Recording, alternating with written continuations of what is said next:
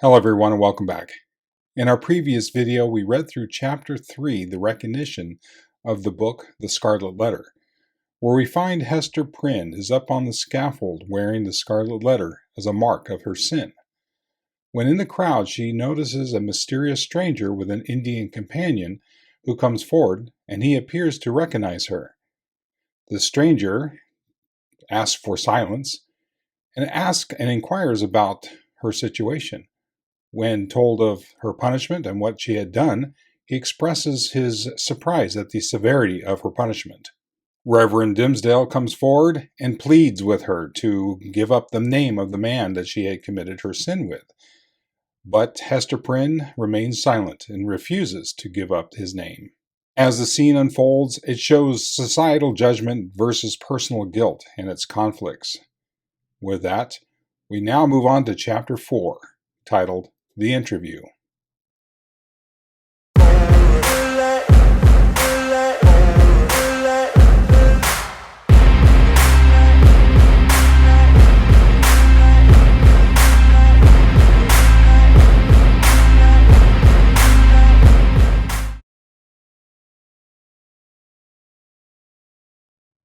Chapter 4, The Interview. After her return to the prison, Hester Prynne was found to be in a state of nervous excitement that demanded constant watchfulness, lest she should perpetrate violence on herself or do some half-frenzied mischief to the poor babe. As night approached, it proving impossible to quell her insubordination by rebuke or threats of punishment, Master Brackett, the jailer, thought fit to introduce a physician. He described him as a man of skill in all Christian modes of physical science, and likewise familiar with whatever the savage people could teach, in respect to medicinal herbs and roots that grew in the forest. To say the truth, there was much need of professional assistance, not merely for Hester herself, but still more urgently for the child, who, drawing its sustenance from the maternal bosom, seemed to have drank it with it all the turmoil and the anguish and despair which pervaded the mother's system. It now writhed in convulsions of pain, and was a forcible type, in its little frame, of the moral agony which Hester Prynne had borne throughout the day. Closely following the jailer into the dismal apartment appeared that individual, of singular aspect, whose presence in the crowd had been of such interest to the wearer of the Scarlet Letter. He was lodged in the prison, not as suspected of any offense, but as the most convenient and suitable mode of disposing of him, until the magistrates should have conferred with the Indian sagamores respecting his ransom. His name was announced as Roger Chillingworth. The jailer, after ushering him into the room, remained a moment, marveling at the comparative quiet that followed his entrance, for Hester Prynne had immediately become as still as death, although the child continued to moan. "Prithee, friend, leave me alone with my patient," said the practitioner.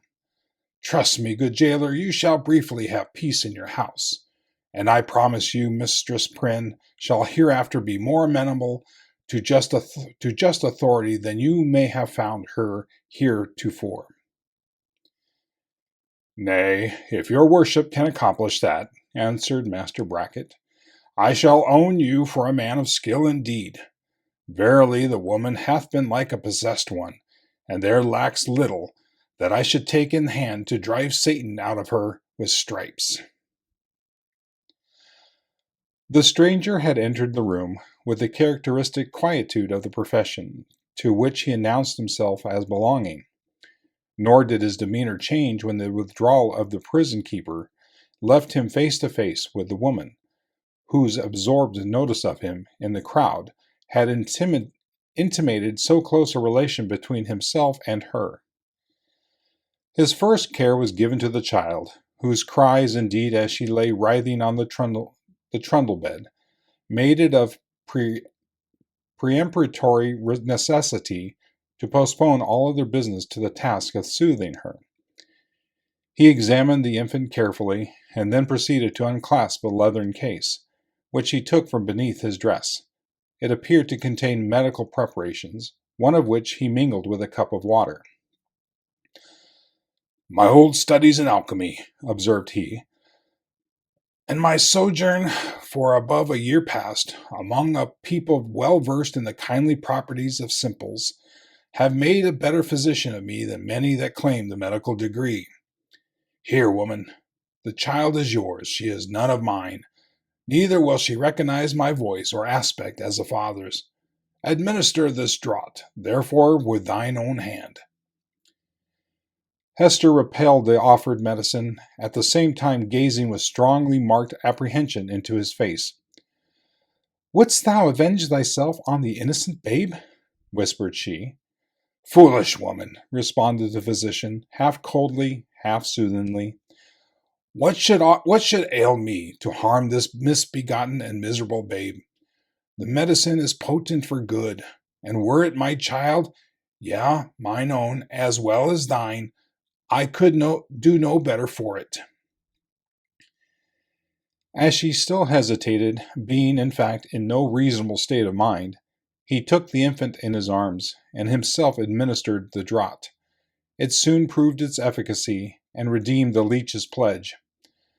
The moans of the little patient subsided, its convulsive tossings gradually ceased, and in a few moments, as is the custom of young children after relief from pain, it sank into a profound and dewy slumber. The physician, as he had a fair right to be termed, next bestowed his attention on the mother. With calm and intent scrutiny he felt her pulse, looked into her eyes, a gaze that made her heart shrink and shudder, because so familiar and yet so strange and cold, and finally, satisfied with his investigation, proceeded to mingle another draught. "I know not Lethe nor Nunpenthee," remarked he, "but I have learned many new secrets in the wilderness, and here is one of them, a recipe that an Indian taught me. In requital of some lessons of my own, that were old as Pericles. Drink it. It may be less soothing than a sinless conscience. That I cannot give thee, but it will calm the swell and heaving of thy passion, like oil thrown on the waves of a tempestuous sea." He presented the cup to Hester, who received it with a slow, earnest look into his face. Not precisely a look of fear, yet full of doubt and questioning, as to what his purposes might be. She looked also at her slumbering child. "I have thought of death," said she, "have wished for it, would even have prayed it, were it fit that such as I should pray for anything. Yet if death be in this cup, I bid thee think again. Ere thou beholdeth me quaffeth, see, it is even now at my lips." "Drink then," replied he, still with the same cold composure. "Dost thou know me so little, Hester Prynne? Are my purposes wont be so shallow? Even if I imagine a scheme of vengeance, what could I do better for my object than to let thee live, than to give thee medicines against all harm and peril of life, so that this burning shame may still blaze upon thy bosom?" As he spoke, he laid his long forefinger on the Scarlet Letter, which forthwith seemed to scorch into Hester's breast, as it had been red hot. He noticed her involuntary gesture and smiled. "Live, therefore, and bear about thy doom with thee, in the eyes of men and women, in the eyes of him who thou didst call thy husband, in the eyes of yonder child. And that thou mayest live, take off this draught." Without further expostulation or delay, Hester Prynne drained the cup, and at the motion of the man of skill, seated herself on the bed where the child was sleeping, while he drew the only chair which the room afforded, and took his own seat beside her. She could not but tremble at these preparations, for she felt that having now done all that humanity or principle, or if so it were a refined cruelty, impelled him to do, for the relief of physical suffering, He was next to treat with her as the man whom she had most deeply and irreparably injured. "Hester," said he, "I ask not wherefore, nor how, thou hast fallen into the pit, or say rather thou hast ascended to the pedestal of infamy, on which I found thee. The reason is not far to seek. It was my folly and thy weakness. I, a man of thought, the bookworm of great libraries, a man already in decay, having given the best years to feed the hungry dream of knowledge. What had I to do with youth and beauty like thine own? Misshapen from my birth hour, how could I delude myself with the idea that intellectual gifts might veil physical deformity in a young girl's fantasy? Men call me wise. If sages were ever wise in their own behoof, I might have foreseen all this.